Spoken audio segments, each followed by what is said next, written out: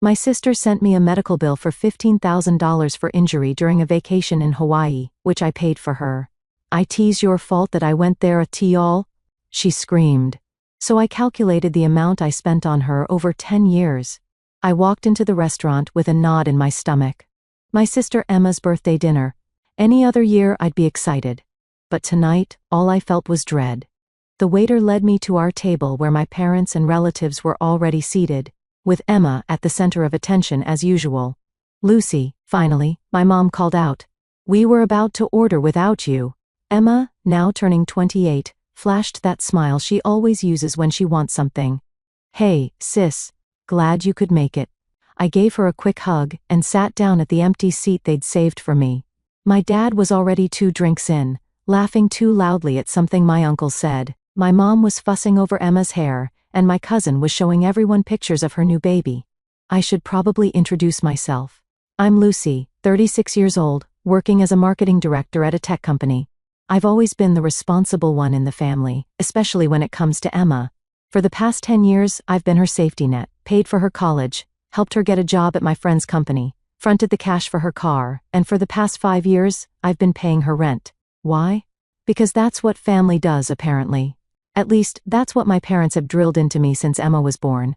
She's your little sister, Lucy. You need to look out for her. And I did. I still do, but sometimes I wonder if I've done too much. "Let's order," my dad announced, waving over the server, and then it's present time. The dinner itself was fine. We ate overpriced pasta, drank decent wine, and listened to Emma talk about her job at the marketing agency where I'd helped her get hired. She'd been there 3 years and was totally due for a promotion soon, the same thing she'd been saying for the last year and a half. When it came time for presents, my aunt gave Emma a designer scarf, my parents gave her a new iPad, and then it was my turn. I reached into my purse and pulled out the envelope containing a symbolic check for her Hawaii vacation. The real money, all $12,000 of it, had already been transferred to her account 3 weeks ago. "This is from me," I said, sliding the envelope across the table. Emma opened it with a theatrical gasp. "Oh my God, Lucy's paying for my Hawaii trip," she announced to the table, dabbing at non-existent tears. "This is so generous of you." Everyone at the table applauded while I forced a smile. If only they knew how that gift had come about. 3 weeks ago, I was at my parents' house for our regular Sunday dinner. Everything was normal until Emma cleared her throat during dessert. "So," she said, "I've been thinking about what I want for my birthday this year." My mom beamed. "What is it, sweetie?" "I want to go to Hawaii. After my birthday, it would be amazing." Then she looked directly at me, "And Lucy's going to pay for it as my gift." I nearly choked on my coffee. "What?" "Yeah.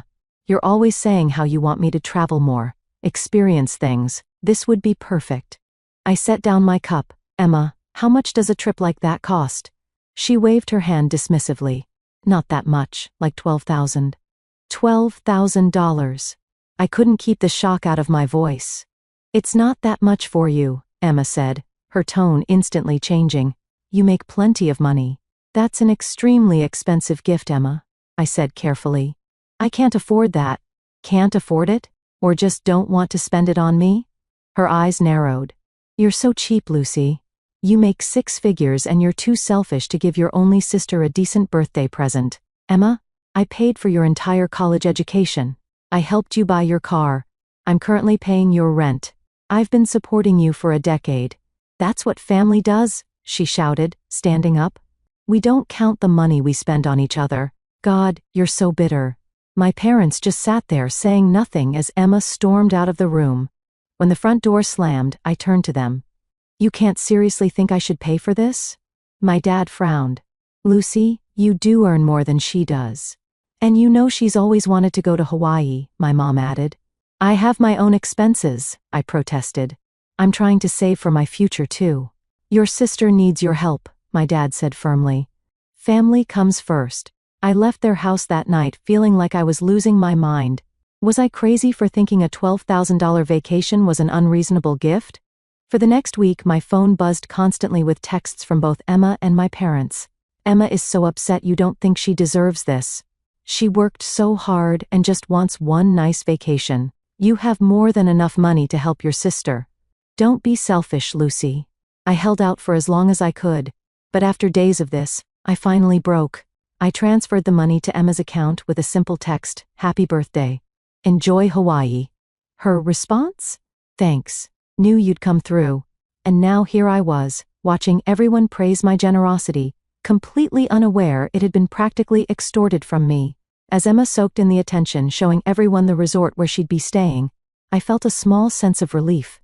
At least this was over. I could go back to my life, and Emma would get her perfect vacation. Emma flew to Hawaii 2 days after her birthday party. I went back to my normal routine, working, hitting the gym, and finally getting some peace and quiet without constant demands from my family. For the first time in weeks, I could breathe. My phone buzzed constantly with Instagram notifications. Emma was making sure everyone knew exactly how amazing her vacation was. Sunrise yoga on the beach. Expensive cocktails at resort bars. Designer swimsuits posed perfectly against turquoise waters, each photo captioned with some variation of "living my best life" or "paradise found." I scrolled through them while eating takeout in my apartment, feeling a mix of annoyance and relief that at least she was enjoying the vacation I'd paid for. Check out Emma's posts. My mom texted, "Doesn't she look happy? You did a good thing, Lucy." I didn't respond. They always did this, made me feel guilty, then praised me once I gave in, as if that somehow balanced the scales. A week into Emma's vacation, I was at work finalizing a presentation when my phone rang, my parents' number. Unusual for them to call during work hours. "Hello? Lucy." My mom's voice sounded strange, shaky. "It's Emma. There's been an accident." My stomach dropped. "What happened? Is she okay?" "She was on some mountain tour," my mom explained, her voice cracking. "She climbed up on a rock to take a selfie, and she fell into a gorge." Oh my God. I stood up from my desk, already grabbing my purse. "How bad is it?" "She's alive." My dad's voice now. They must have put me on speaker. "Broken leg, some cuts and bruises. They're saying she was lucky." "Which hospital?" "I'll book a flight right now." "No need for that," my mom said quickly. "The doctors say she's stable. She'll be coming home in a couple of weeks once she's cleared to fly." Something in her tone made me pause. "Let me talk to her. She's resting now, but I'll have her call you when she wakes up." I hung up and immediately tried calling Emma's cell. To my surprise, she answered. "What?" Her voice was cold, flat. "Emma, are you okay? Mom and Dad just told me what happened. I'm in the hospital, can't talk now." Her voice sounded distant, almost hostile. "Do you need any? Should I come?" She cut me off. "No, I have to go." The line went dead. I stared at my phone, confused. I'd expected her to be upset or in pain, but not angry. I couldn't understand why she was being so cold with me. For the next 2 weeks I tried calling her several times, but she either didn't answer or spoke briefly before hanging up. My parents gave me updates, but they were strangely vague. Something wasn't right, but I couldn't put my finger on what. When Emma was finally scheduled to return, I offered to pick her up from the airport. "Actually," my mom said hesitantly, "Emma asked if we could come get her instead." "But why?" "I can help with her luggage, get her settled at home. She'd prefer if we helped her this time." I backed off, hurt and confused, but assuming Emma was just in pain and irritable. Over the next week I sent her texts checking in, offering to bring food or help with anything she needed while recovering. Her responses were minimal. "Fine, no thanks. Don't need anything." Then, exactly 1 week after her return, I opened my email to find something unexpected. A medical bill from Hawaii Regional Medical Center. Amount due, $15,000. At first, I thought it was a mistake. Why would Emma's medical bills come to me? I dialed her number immediately. "Why did you send me your hospital bill?" I asked when she picked up. "Because you're paying it," she replied matter-of-factly. I laughed, thinking she was joking, very funny. "Seriously, why did you forward this to me?" "I'm not joking, Lucy. This is your responsibility." "My responsibility? How exactly is your medical bill my responsibility?" "You paid for the trip," she said, her voice hardening. "If you hadn't sent me to Hawaii, I wouldn't have gotten hurt." I nearly dropped my phone. "Are you serious right now? You wanted that trip. You begged for it. You climbed a rock to take a selfie. And you paid for it," she shouted. Which makes you liable. If you don't pay this bill, I'll sue you and get the money anyway. Sue me. Have you lost your mind? This is insane, Emma. Whatever, you have the bill, pay it by the end of the month. Her tone was so dismissive, so entitled, I could hardly believe it was my sister speaking. I'm not paying a cent, I said firmly. This is ridiculous. We'll see about that, she snapped before hanging up. I paced around my apartment, too angry to sit still. How dare she? After everything I'd done for her over the years, now she expected me to foot the bill for her own carelessness? I thought back to how they pressured me into paying for the vacation in the first place, the constant texts, the guilt trips, the family dinner ambush. When I'd calmed down enough to think clearly, I called my parents. Surely they would see how unreasonable Emma was being. Mom, Dad, did you know Emma sent me her medical bill and is demanding I pay it? There was a pause. Too long to be anything but meaningful. Well, my dad finally said, her travel insurance didn't cover all the treatment. And, I prompted. And she doesn't have that kind of money, my mom added softly. I couldn't believe what I was hearing. Are you saying you think I should pay it? You did pay for the trip, honey, my mom said. And you know Emma's still struggling financially. This is insane, I said. I'm not paying for her hospital bills. That's not how this works. Lucy, be reasonable, my dad started. No, absolutely not, I'm done. I hung up and threw my phone onto the couch. Within minutes, it started buzzing with messages. From my parents, please reconsider. Family helps family. Don't be selfish. And from Emma, hope you're ready to go to court, selfish bastard, pathetic spinster with nothing better to do than count your money. Each message made my blood boil hotter than the last. I was done being their ATM. Done being manipulated into footing the bill for everything. I sat at my kitchen table, shaking with anger as I scrolled through Emma's texts. The names she called me, greedy, selfish, bitter spinster, each one hurt more than the last. 10 years of support, and this was how she repaid me. I opened my laptop and logged into my bank account. I needed to know exactly how much I'd spent on Emma over the years. My fingers moved quickly through folders of financial records I'd thankfully kept organized. College tuition, $42,000 for 4 years at State. Car payment, $9,500, half of her Honda. Rent payments, $1,250 per month, for 5 years, $75,000. I kept digging. Emergency dental work when she cracked a tooth. The professional wardrobe I bought when she started her job. The loan for her security deposit that was never repaid. The list grew longer, the total higher. By the time I finished, I was staring at a number that made me feel physically ill. $138,720. $138,720. More than enough for a down payment on a house, or my own dream vacation, or a significant chunk of retirement savings. Instead, it had all gone to Emma. And now she wanted more. I opened a new email and attached a PDF with all the expenses neatly itemized and totaled. In the subject line, I wrote, "Payment due." In the body of the email, Emma, attached is a complete accounting of all expenses I've covered for you over the past 10 years. Total. $138,720. You have 3 months to repay this amount in full, or I will pursue legal action to recover these funds. Lucy, I hit send before I could second-guess myself. My hands were trembling, but for the first time in years, it wasn't from anxiety. It was from a strange sense of power. Less than 30 minutes later, my phone exploded with notifications. Calls from my parents. Texts from Emma. Voicemails filling up my inbox. I silenced it all. Instead, I opened my banking app and navigated to my scheduled payments. There it was, Emma's rent. $1,250, scheduled for the 1st. I canceled it with a single tap. Then I blocked my parents and Emma's numbers. For good measure, I blocked them on all social media too. That night, I slept better than I had in years. 3 days passed in blissful silence. I went to work, met a friend for coffee, even signed up for a pottery class I'd been wanting to try. It was as if a weight had been lifted from my shoulders. Then came the knock at my door.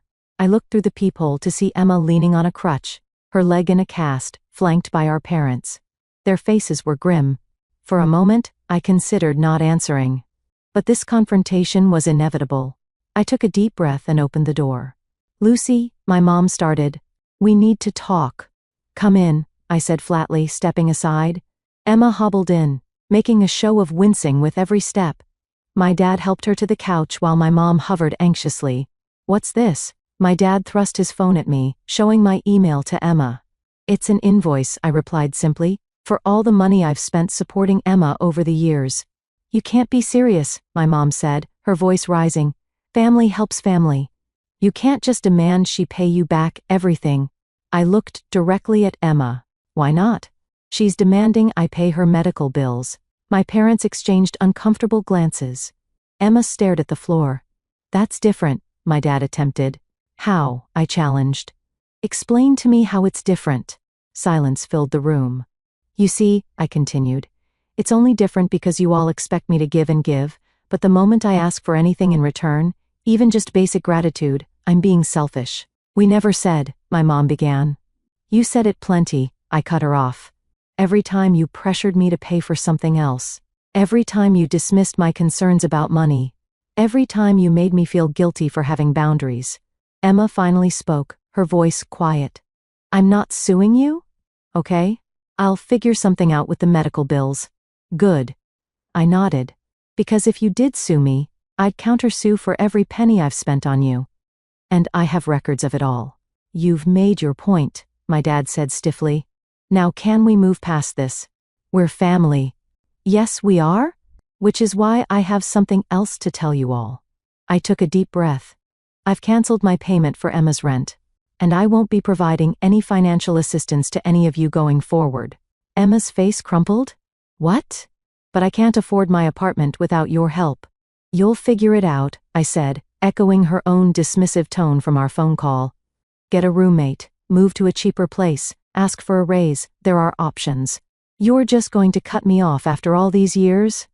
Tears welled in her eyes. "This is cruel, Lucy," my mom said, her voice breaking. "Your sister needs you." "No. What's cruel is treating me like an ATM for a decade and then demanding more when I finally say enough is enough." Emma was fully crying now, those same tears she'd used to manipulate me countless times before. My parents looked at me like I was a stranger. "I don't want to be your bank anymore," I said, moving toward the door and opening it. "I think you should leave now."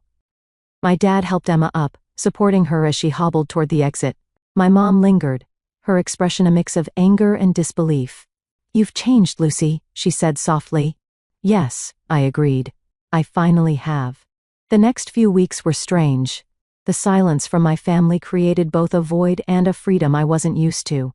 I filled my newly available time with things I enjoyed: reading, hiking, reconnecting with old friends who'd faded into the background while I was constantly handling Emma's crises.